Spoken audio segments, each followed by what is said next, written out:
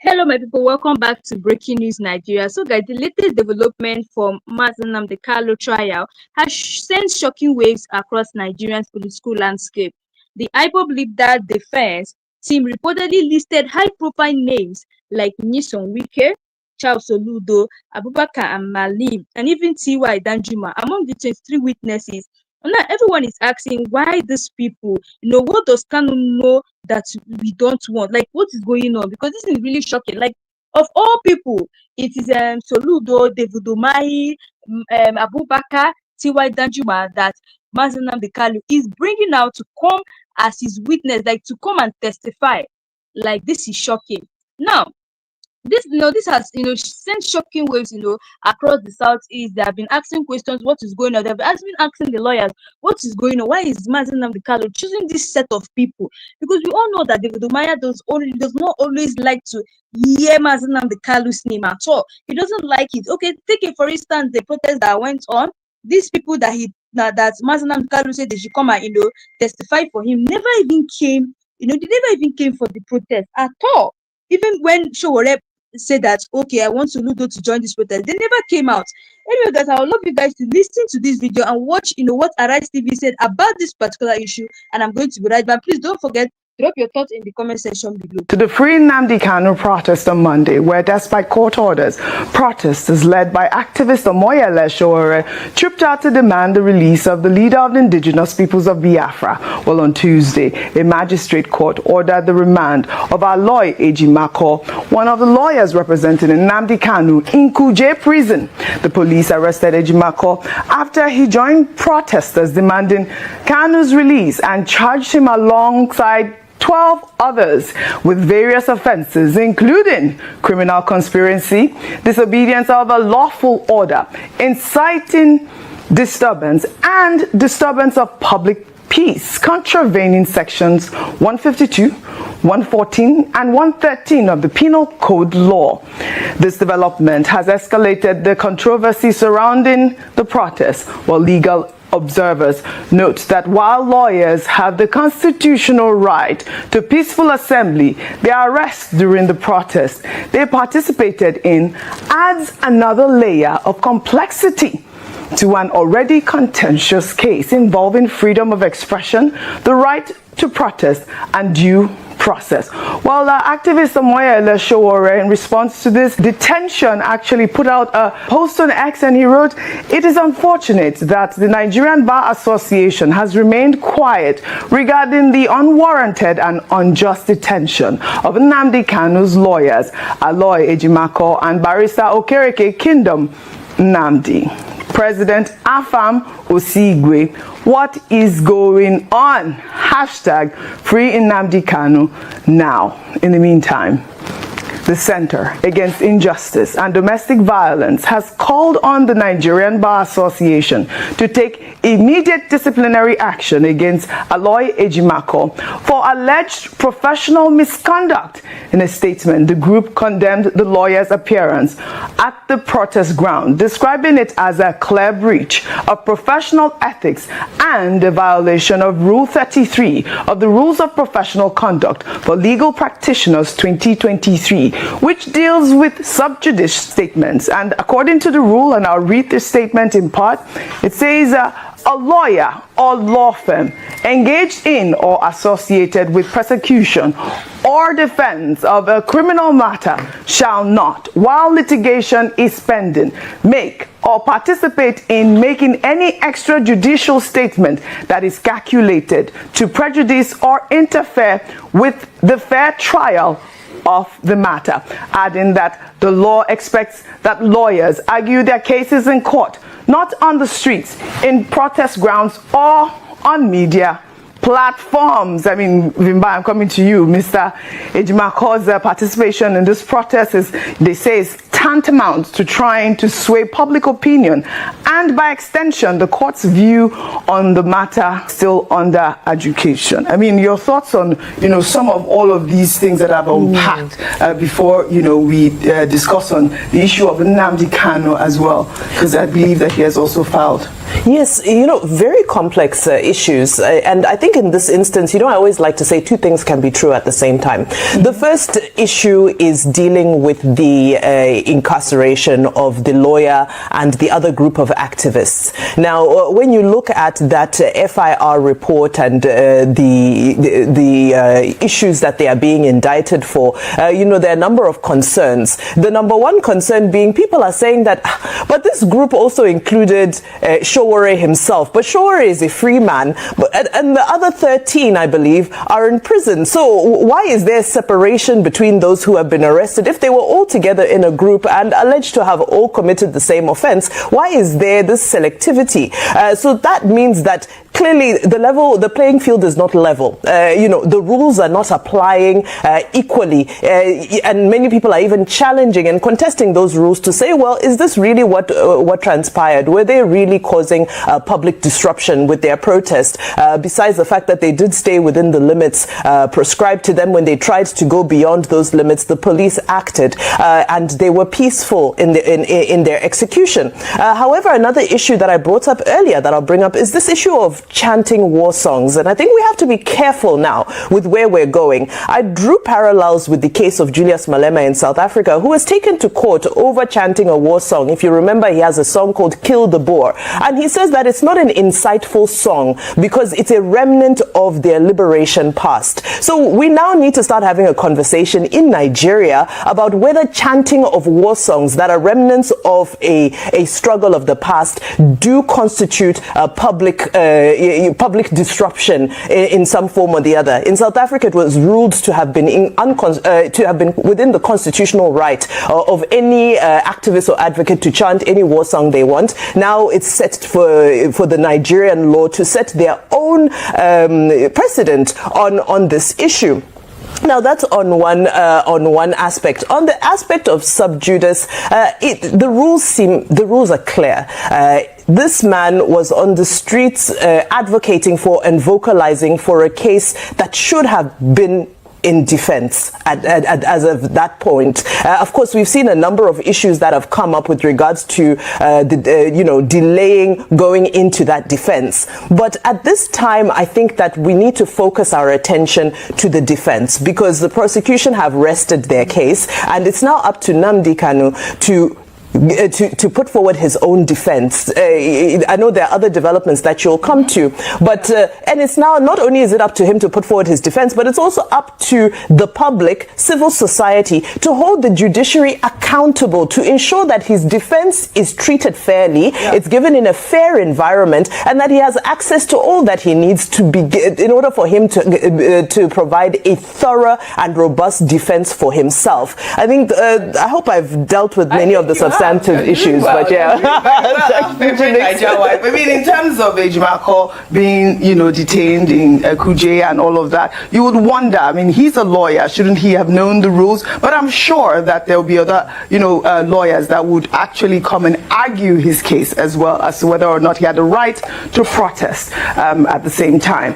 But meanwhile, barely 24 hours after the protest, the detained IPOB leader Nnamdi Kanu, in a motion he personally filed on Tuesday, October 21st, agreed to enter his defense and informed the Federal High Court of his plan to call a total of 23 witnesses divided into two categories. Well, among those listed as compellable witnesses are former Minister of Defense General Theophilus Danjuma, former Chief of Army Staff General Tuko Boratai, FCT Minister Nyesom Wike, Works Minister Wike Umahi, Governor Babajide Sanwo-Olu of Lagos State, and Governor Hope Uzodinma of Imo State. The detained IPOB leader told the court he would testify on his own behalf, providing a sworn account of of the facts, denying the allegations and explaining the political context of his statements and actions. He requested a 90-day time frame to conclude his defense, given the number of witnesses. I mean, Rufai, what a dramatic turn of events. You know, Kanu's lawyer has been remanded in Kuje Correctional Center for participating in the protest. The timing and Kanu's decision to personally sign the notice raised questions about his relationship with his legal team and suggest a significant strategic pivot in his defense approach, potentially signaling his readiness to confront, the charges directly after years of legal challenge. People would say, I mean, he had no choice. Right now, his lead counsel is in detention. He has to, I believe he also is a lawyer. He says, Nnamdi Kanu. I've said some places that he said that. You see, if we want to build a nation, let's build a nation. If we want to be hypocritical, let's be hypocritical. For all of those that are saying Ejimako has no right of protest, and I'm not a lawyer, so please, you can challenge some of my thoughts, but I'll think freely on this. And they are claiming sub judice. We have all been on this table where many cases that are currently in courts have been come to discuss here. You remember? Can we even go back and point out a couple of things? Anyway, we remember the debacle of Natasha, and we remember how people were coming to discuss the case while even the judges said they shouldn't discuss it here. Do we remember? Why didn't the legal disciplinary committee, why did they call in then? So guys, I'm sure you guys have listened to what Arise TV said about Mazi Nnamdi Kanu. Imagine Mazi Nnamdi Kanu bringing out people that is going to be his witnesses, and he brought that hope of David Umahi. People we least expected, for him to bring up, because we all know, like the whole world knows, that these people he's calling out doesn't even like him at all. Anytime that they come Mazi Nnamdi Kanu in front of these people, they are always angry. They don't like hearing anything about him. All of a sudden, he's saying that Mazi Nnamdi Kanu is saying that these people are the people that is going to come out, and testify, be my witness, are going to come and defend me. Like, guys, what is going on? It has sent shocking waves across the south, and people are asking, what is going on? Does Mazi Nnamdi Kanu really know what he's doing? Anyway, guys, I want you guys to listen again to what Rufai of Arise TV have to say, and I'm going to be right back. Please drop your thoughts in the comment section below. Oji, this case it's been on for a while. You remember that at some point during President Buhari's administration, some Igbo leaders, even when the case was in court, went to prevail over President Buhari for a political solution. Were they sub judice then?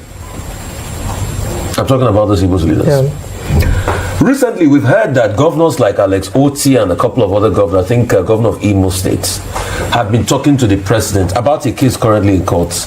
Can we also deem those as sub judice?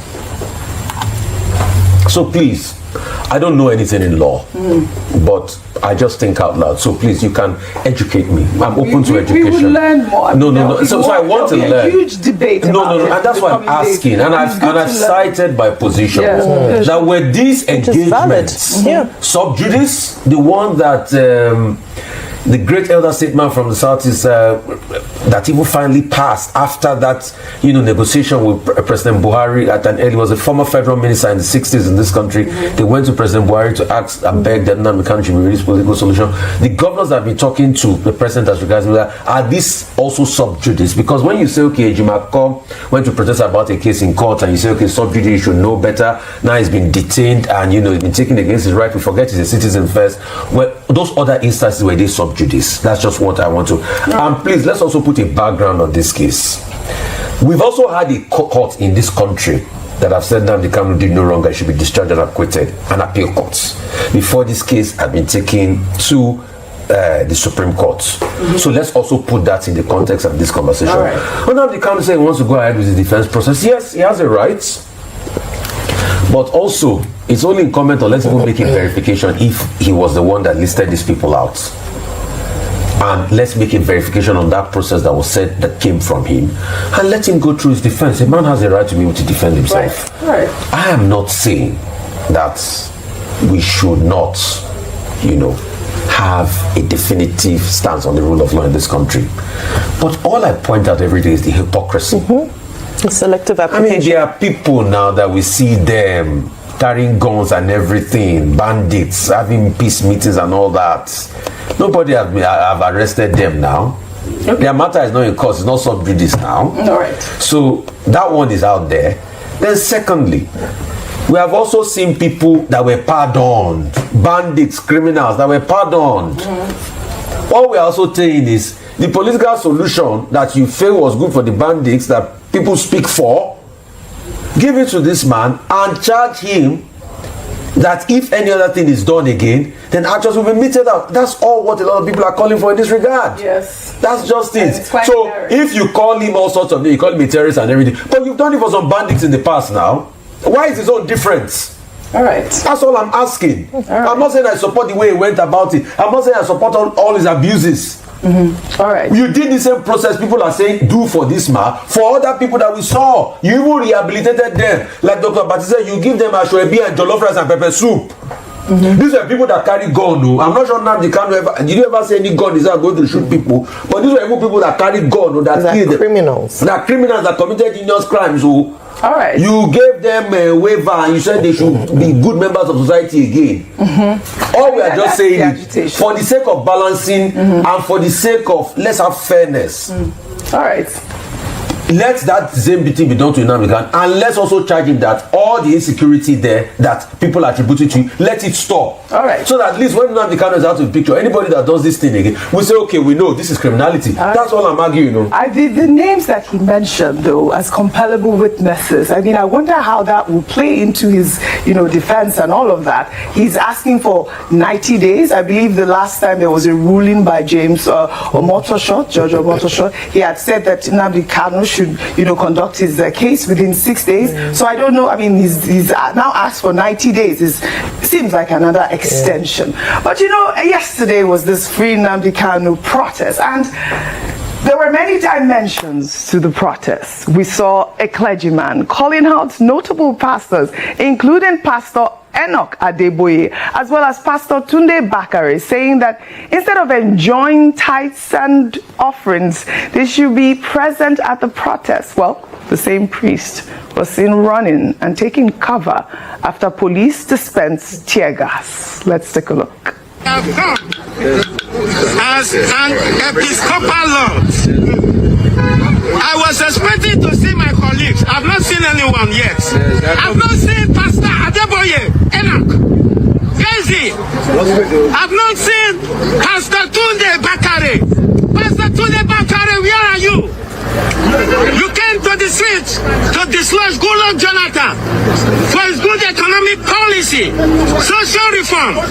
You people knocked him out of Asura. And today, one man, the country is on that stage. And you people are busy. You're enjoying your tithe and offering your church. Come out and speak for justice. What did God Almighty say? I do not delight in your tithe and offering. I do not delight in your burnt offering. Justice is what I ask you. They are shooting. They are shooting. I'm sorry, I have to out you, Rubai. Rubai has been cracking up. Is it your constituents or constituency? No. Both of you. They are big pastors. They are big pastors. So but he did make a valid point. And the reason why he called those people was because they were out during the time of, those protests. And I mean, I said you shouldn't comment. Okay, 30-second comment. Thank God you recall that they came out in their youthful days. Has anything changed? No. Pastor Adeboye is 83 years old. Pastor Bakari just turned 70. Let the youth go and use their strength to protest because of the altar. Because they've done their own. And I mean, I think that maybe we should call the younger ones to now take on the baton of defending and going out there to protest. You can protest in many ways. You don't have to go on the street. Yes. It was just that funny part where he was. No, that was. He should have stood with his full chest. I applaud him coming out. I applaud him coming out to express his right as a citizen of Nigeria. It was very good. Absolutely, absolutely. Well, all right. So guys, I'm sure you guys have watched that video and you guys have listened to what Rufai And Arise News have to say concerning this issue. Now, for this priest that was saying, trying to call out Pastor Deboya and Bakare, like, to be honest, these men are older men. Like, Pastor Deboya should be around 80 something now. So you cannot expect him. The man is already old. You don't expect him to come out, and be running or following you guys to protest. The fact that he didn't come out does not mean that he doesn't also want the release of Mazen Namdekala. I feel that this protest, let the youthful ones, come out, and do the protest. You don't have to involve them at Deboya. Those men are now old. Like, their power, their energy has gone down for now. So, guys, I also want you guys to listen to what Rufa Everest also have to say concerning this issue, and I'm going to rewrite. But also, please don't forget to drop your thoughts in the comment section below. So, guys, watch this. Sometimes they say, if you live long enough in this country, you will see rubbish. You see, the truth has to be said. When interest does not align, these are the things. These are people I respect so much. Sabayan Onuga. Mm-hmm. I respect this man. He had so much fundamentals then. He was told to come and apologize for something, about his story or something. He said never. You mean by Onuga's? Yes, back in the 90s. No, I'm talking. No, it's not now. I'm saying history. Okay. Back in the 90s. That's why they left Concord. And they went to set up the news then. Him and the great Baba Femi Ojodu, they were told to come and apologize. I said, no, we're not going to put in a word. They stood for their conviction. I will still always remember and respect Mr. Bayan Onuga for that. Because they were those that were in the midst of struggle in this country. But today, like I asked, what changed? It's the same better Nigeria these guys are protesting for that you, Mr. Bayan Onuga, protested for them. Now you are slamming the lawyer. When them Ganifa were me and them Femi Falana were protesting them, marching for June 12th, you didn't remember to report them to the NBA then because you are on the same side. Now that it has changed now, you say the lawyers, the Jimako and the likes are sub judice. Oh, let's go into the itinerary of sub judice. You know how many matters that are sub judice that people prognosing? All we are calling for is sanity in this process. I have not said everything Nnamdi Kanu did was right, but I'm calling for fairness. A court of appeal, I said, leave this man. Even the Supreme Court judgment to overturn all of this. There was one dissenting judge. Igbo leaders went to President Buhari, asked for political solution. And we are hearing dragging of this case, dilly-dallying, here and there. And people come out to protest because it's a national matter. And we are casting aspersions on them.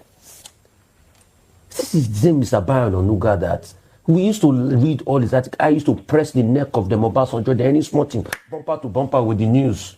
Yes. But what changed? That's what we ask. All right. So if you live long enough in this country, you will see a lot too. Speaking about the protests, we also saw pockets of protests in southeast states. However, major streets in Enugu were deserted on Monday as many residents opted to stay off the streets in solidarity with the ongoing demonstrations. Government offices were open, but activities were minimal, while commercial banks, schools, shops and malls remained closed with no movement of commercial vehicles. The protests, coincidence with the 5th anniversary of NSAS demonstrations, added symbolic weight to the day, highlighting ongoing tensions around detention, justice, and citizens' rights to peaceful assembly in Lagos. The executive director of Enough is Enough Nigeria, Yemi Adamalekun, was stopped and assaulted by security officers while attempting to lay flowers in honor of the victims of the 2020 NSAS protests. The incident has sparked widespread condemnation on social media. A video shared by News Central TV showed Ademalekun being confronted by security personnel who prevented her from performing the symbolic act at the memorial site. Let's take a look. Completely unacceptable. The Lekki toll gate has become a symbol site for remembrance of the NSAS victims, where Nigerians annually commemorate those who reportedly lost their lives during the October 2020 protests. This incident raises questions about the right to peaceful remembrance and freedom of expression in public spaces. I'll take some reactions on X. This person actually posted on Instagram, stating, "It's painful to watch this. She only came to pay respect, yet she was treated like an enemy. When will we learn that power should serve the people, not crush them? They fear remembrance because truth exposes guilt. No one should be assaulted for honoring the victims." Well, Deji Adeyoju also condemned this. He wrote on X, "I condemn the harassment of notable human rights activist Yemi Ademoleku of Enough is Enough Nigeria by the ever senseless security agents who have no respect or regard for human rights in Nigeria." And that's the actual point. Who authorized this move, actually? Because I will really doubt that this was an order that you should have no one in that area. I mean, I don't know if you have gotten any response from the Lagos state government as to why this happened to Yemi. She was just going to lay flowers. Yes. I actually called earlier on that we need a statement and a response from the Commissioner of Police, because she mentioned, as Yemi Ademoleku mentioned, that he drove past the toll gate to the convoy of about 15 vehicles yesterday, and she saw that the Commissioner of Police in Lagos State, Commissioner of Police Olohundare, that's Jim Olohundare, and so we need to understand whether if this is the protocol as order given to the police to contain or to maintain peace and order in the state. But before I come fully to Yemi Adamoleku's story, OJ, let me just say two statements on Nnamdi Kanu's one. Number one is that the government is actually succeeding in making him a hero. And a number of people have said that they might not necessarily agree with all that he stands for, but by denying him access to justice, they are actually making him a hero. And a lot of people who stand against unfairness and injustice are coming out to speak against it. The second is that Nigeria has lost too much as a result of his consistent incarceration and the lack of respect of this government of the rule of law. I say this because we have lost so much money with the sit-at-home order every Monday in the southeast, which could have been averted, because the same treatment given to bandits and terrorists in the north who actually committed crimes, who actually killed people, whereby they granted them amnesty and they are negotiating with them, and someone who is allegedly a terrorist is starkly different. And this is the selective justice that Nigerians are crying out for. What I want to just say as a sound of warning is that let us not let this thing get out of hand. We've seen the day of protest. It means that the people are not backing down. There's only as much as you can push people back against the wall, but let the government do right and obey court orders with regards to Nnamdi Kanu. This cry has gone on for too long. Now let's move on to what happened yesterday at the toll gate. I said earlier, when we were speaking privately, about the fact that I believe that the police is actually misunderstanding their role in society in terms of protecting lives and property, because it feels as if their brief is to protect the lives and property of a few, or the government, as it were. So it's now the police and the government against the people, whereas the duties are set out in the Constitution means protection of lives and property of Nigerians. But what we see is that there's this antagonism against the people of Nigeria, especially when there's peaceful protests. What could one woman have done that about 3 or 4 man-o-war operatives came to, two of them accosted her? Then she said that whilst they were doing this, 4 armed policemen approached her, and then 2 of them were asked to escort her and the lady that was taking the picture off the grounds. We can see the video there. And the highlight of this is that what one of them said to her, a female policewoman who was there, according to what she said, is that they said, "Are you not enjoying the peace as you have it now?" And then you ask the question, what kind of peace are we talking about? Peace of the graveyard. Peace of the graveyard, where peace means that the people are silenced and we are like robots, according to what the government says, and you deprive the people of their constitutional guaranteed right to peaceful protest. Is that the peace that Nigeria or this administration wants? IGP Egbetokun, help me ask her wetin protesters do and wey be say they treat them like animals. See that protest is no longer a fundamental human right. Then we know they protest again. If you see the way when they say beat this boy to man, people wey see am no believe say he survive. They were marching his head, eating him with gun. The boy would have run away, but he no say if he run, the other person where they beat, that person no go see who go help him out. If he even forget the person, we no go know so they carry the person. So as a popular person, he stay back, follow, collect the beat. In fact, they leave the person face on. Beat shege come up for an eye, detain her. What did he do? Free Nnamdi Kanu. Free Nnamdi Kanu. That's all. No weapon, no wood, no nothing, just flag. IGP Egbetokun, do you people know that some persons were not released yesterday? I'm just getting to find out because my own was Tuma. Tuma, where's Tuma? They must bring Tuma. Some persons were not released yesterday. Oh, they were not released yesterday. Oh, everybody come outside. Oh, everybody tag them. Oh, some persons were not released yesterday. In fact, to show you how wicked these motherfuckers are, they were not kept in the regular detention facility. Maybe it's a police station now. They keep them for behind or keep them for say no. They took them to the infamous SAS abattoir, where hardened criminals are kept, a place of torture. That's where they took peaceful protesters to. IGP Egbetokun cannot intimidate us. We are not scared of you.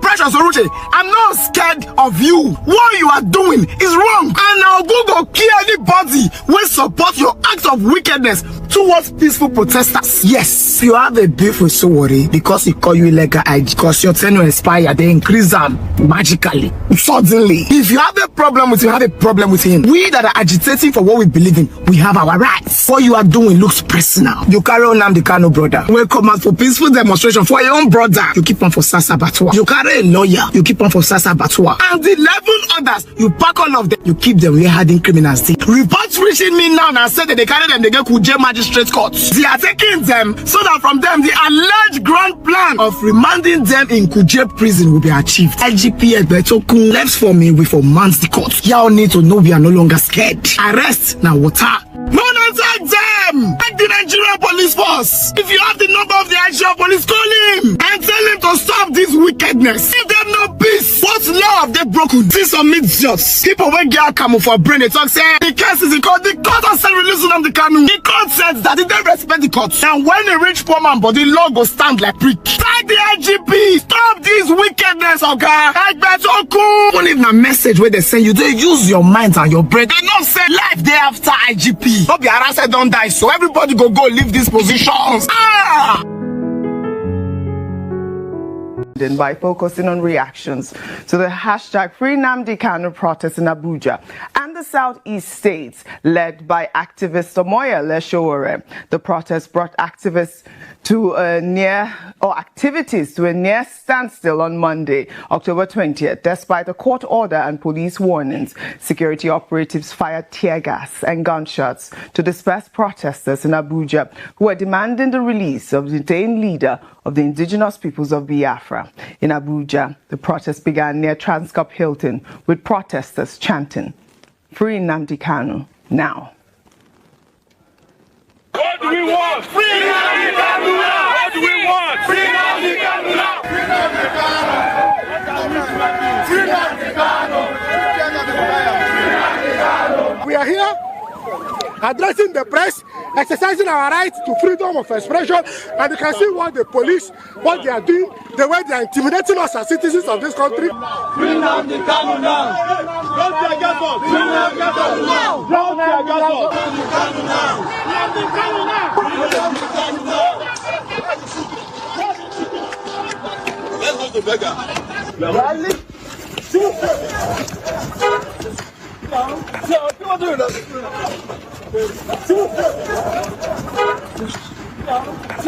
Nobody, even a Fabio, cannot stop me. I'd rather die than to fold my hand and keep silent. We are in democracy. We are not in military government. Even during the military government, comrades like Sowore protested. We are in democracy, so I have every right to protest. Look at it.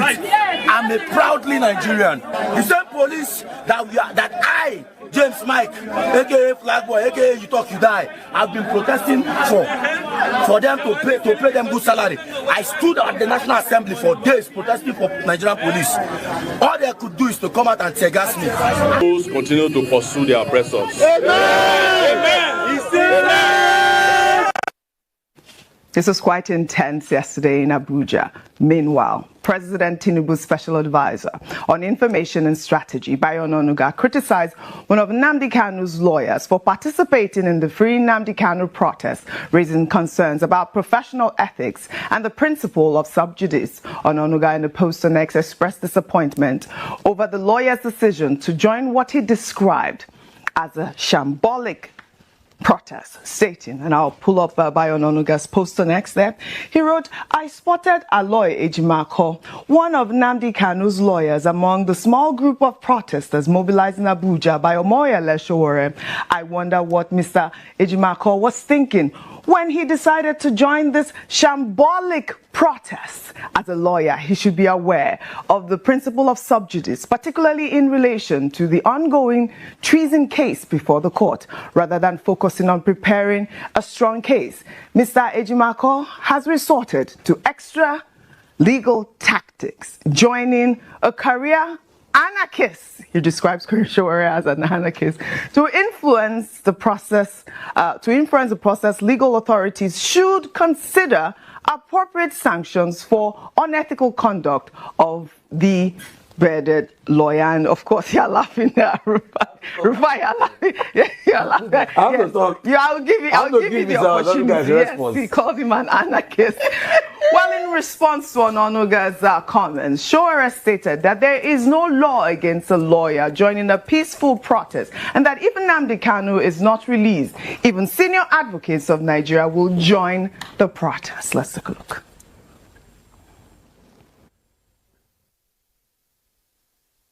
The lawyer is a person, and the same right as you should. If they don't release Nnamdi Kanu, yes, senior advocates of Nigeria will join this. Yes. APC, police, doctors will join this protest. Yes. Even surgeons, like people who say no get time, nurses, everybody will join. We'll join. We're about to announce another date, and that one will be bigger.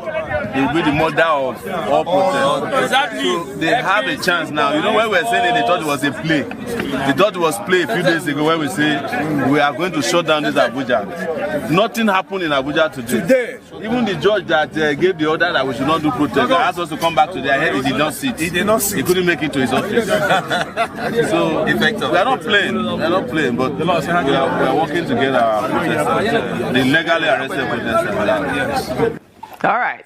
He's claiming there's going to be another protest that he describes the mother of all protests, and he has yet to announce the date. But Sowore was on our nightly news program, Primetime, where he confirmed that Nnamdi Kanu's lawyer, Ejimako, and his brother were arrested. Rufai, I know that you want to speak on this, so I'll give you the floor. I mean, the lawyer has been arrested at this moment. Sowore is saying that the prison or the police station or where the lawyer is being kept is like a dungeon. That's what he said on Primetime yesterday. Very sad. And please, that they should be let free. I mean, because they protested. I mean, once you arrest them, you take their filings and everything. Please just let them free. Second, the one I want to laugh about is what name did Mr. Bayo Onanuga called Sowore. No, there's another. Is there something anarchist? He said he's called him an anarchist. No, I want the exact name because I want to laugh very well. Is it persistent analyst? Was it persistent? Is it persistent anarchist? I want the exact word because that word is really intriguing to me. You know what? I want the exact word. Tell me.